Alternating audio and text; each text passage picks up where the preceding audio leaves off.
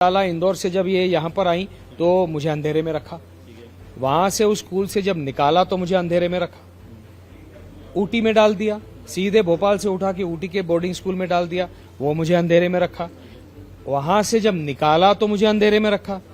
दोनों स्कूल को बताया कि नीतीश भारद्वाज को कोई बच्चों की जानकारी नहीं देनी चाहिए, जबकि ऐसा कोई ऑर्डर नहीं है कोर्ट का। आज जब मैं पूछ रहा हूं कि आपने यहां से बच्चों को क्यों निकाला, दो मेल्स लिख चुका हूं, मेरे बच्चे कहाँ हैं, मेरी बेटियां कहाँ हैं, उन मेल्स का आप जवाब नहीं देती। महाभारत सीरियल में श्री कृष्ण का किरदार निभा चुके और लोकसभा सांसद रह चुके नीतीश भारद्वाज अब अपनी घर की महाभारत में उलझकर रह गए हैं उस चक्रव्यूह में। और भोपाल पुलिस कमिश्नर से मिलकर उन्होंने अपनी पत्नी के खिलाफ शिकायत भी की है कि और अपनी बच्चियों के कस्टडी की भी बात की है। सर, महाभारत में आपने श्री कृष्ण का किरदार निभाया, अर्जुन किस तरीके से चक्रव्यूह में फंसा था ये उसमें दिखाया गया, खुद श्री कृष्ण का किरदार निभाया, कैसे ये चक्रव्यूह में फंसा है ये श्री कृष्ण? अर्जुन नहीं फंसा था, अभिमन्यु फंसा था। हाँ। महाभारत प्रासंगिक तो है ही। ये चक्रव्यूह जो है ये इसके द्रोणाचार्य, वो द्रोणाचार्य थे उस चक्रव्यूह के। इस चक्रव्यूह के रचयिता जो हैं वो दुर्भाग्य से मेरी बेटियों की मां है, जो एक IAS अधिकारी हैं। तो जब एक व्यक्ति इस तरह से व्यवहार करता है और पिता को अपनी बेटियों से दूर करता है, तो उन बेटियों के अधिकारों की रक्षा करने के लिए, उनका भविष्य पीसफुल रहे, फ्री और एक फ्री एनवायरनमेंट में वो उनकी परवरिश हो, ये देखने का एक पिता के रूप में मुझे अधिकार है। और इसीलिए मैंने दोनों बच्चों की कस्टडी मांगी है। दिक्कत क्या हुई, उन्होंने क्या किया है ऐसा जिसके कारण आपको? नहीं, ये जो सारे जो डिटेल्स हैं मैं वहां पे बता चुका हूं, उसको मैं दोहराऊंगा नहीं। जो कौटुंबिक न्यायालय में मैंने सारे इसके प्रमाण दिए हैं। लेकिन आज जो स्थिति है वो इसके लिए अपहरण की स्थिति निर्माण होती है कि इन्होंने बाकी उत्पीड़न के साथ साथ भोपाल के स्कूल में जब इनको डाला, इंदौर से जब ये यहाँ पर आई तो मुझे अंधेरे में रखा, वहां से उस स्कूल से जब निकाला तो मुझे अंधेरे में रखा, ऊटी में डाल दिया, सीधे भोपाल से उठा के ऊटी के बोर्डिंग स्कूल में डाल दिया, वो मुझे अंधेरे में रखा, वहां से जब निकाला तो मुझे अंधेरे में रखा। दोनों स्कूल को बताया कि नीतीश भारद्वाज को कोई बच्चों की जानकारी नहीं देनी चाहिए, जबकि ऐसा कोई ऑर्डर नहीं है कोर्ट का। आज जब मैं पूछ रहा हूं कि आपने यहां से बच्चों को क्यों निकाला, दो मेल्स लिख चुका हूं, मेरे बच्चे कहाँ हैं, मेरी बेटियां कहाँ हैं, उन मेल्स का आप जवाब नहीं देती। भोपाल के स्कूल में डालने से पहले 8 महीने मैं मेल्स लिख रहा था, 8 महीने जवाब नहीं दिया।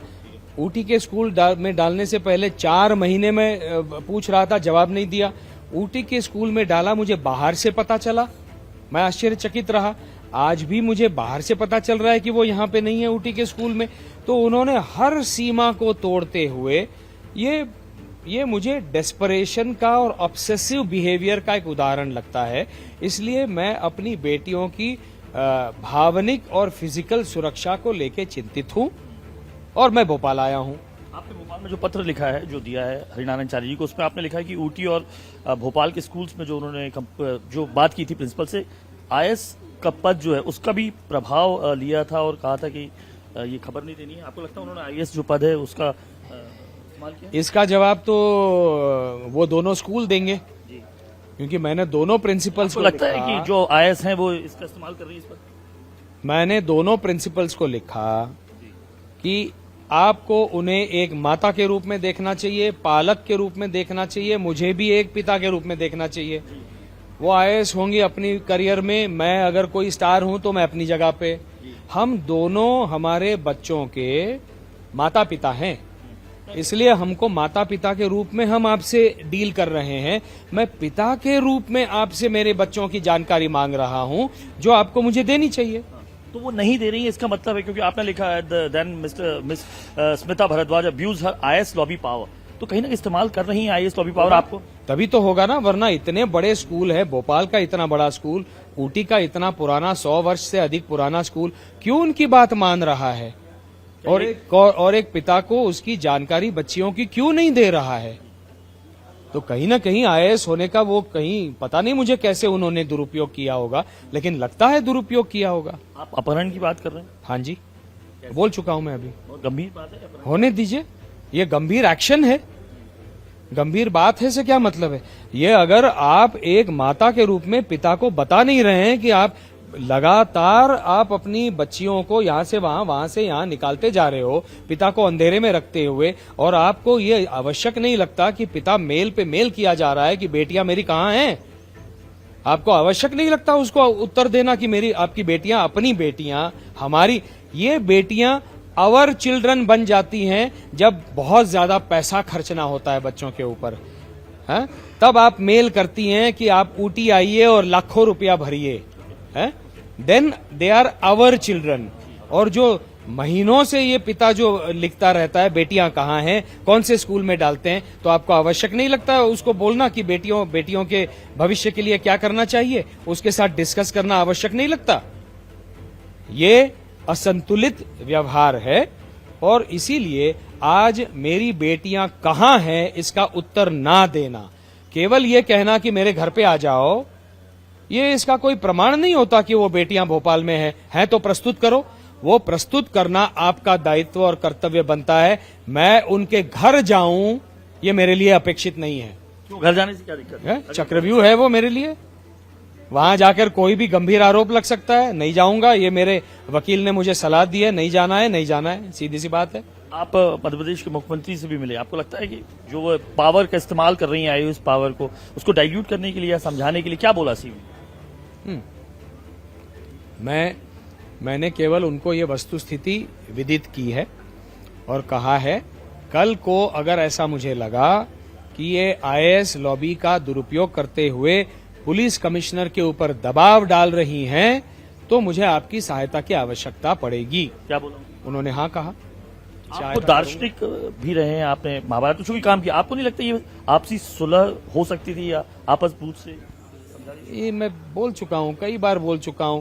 15 अक्टूबर 2017 से मैं लगातार स्मिता गाटे भारद्वाज को लिख के बोल चुका हूं। मैंने जो डेट बताई वो मेरे मेल की डेट है कि इसको मैच्योर तरीके से हमको डील करना चाहिए ताकि बच्चे प्रभावित ना हो, उनके ऊपर कोलैटरल डैमेज ना हो। लेकिन सामने से व्यक्ति अगर मानने को तैयार नहीं है तो क्या करूं? मेरे लिए इंडिया टीवी के जरिए मेरे लिए कोई विकल्प नहीं बचता। इंडिया टीवी के जरिए क्या कहना चाहेंगे आप अपनी बच्चियों से या आईएएस? मैं आईएएस से जो कहना है वो तो कह दिया, वो बाकी जो कहना है वो कोर्ट में भी कहूंगा।